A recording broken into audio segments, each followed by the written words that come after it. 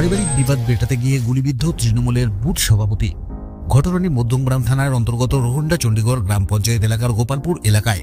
অভিযোগ, এলাকার যুবক রেজাউল তার বাবা মাকে নিত্যদিন মারধর করে।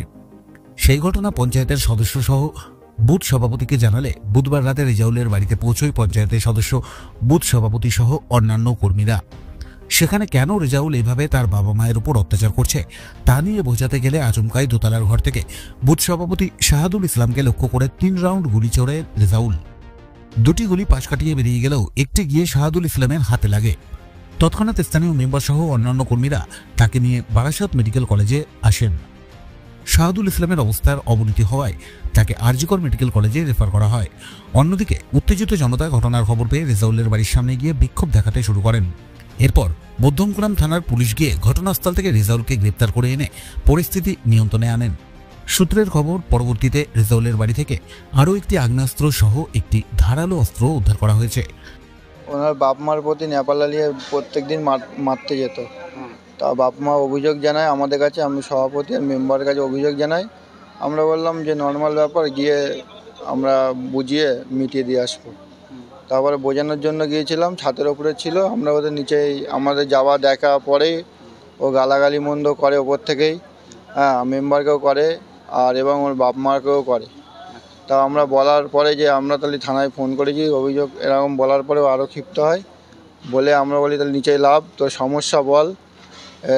মেম্বারের প্রতি খুব গালাগালি, ওপর থেকে মারা, এই করে সেই করে। আমরা থানায় জানিয়েছিলাম, থানা থেকেও পুলিশ মানে আর কি আসছিল, বার হচ্ছিল।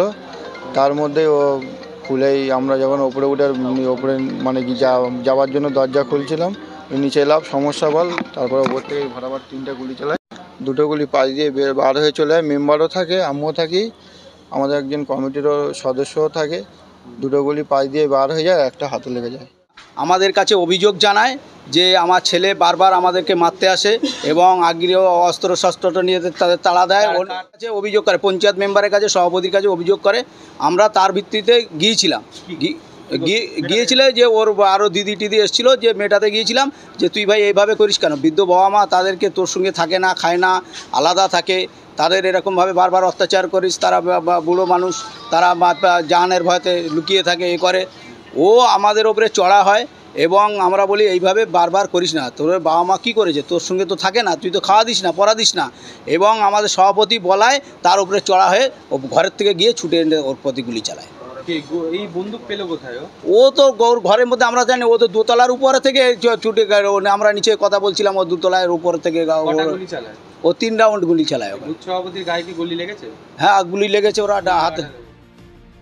ব্যুরো রিপোর্ট, আজকের সংবাদ।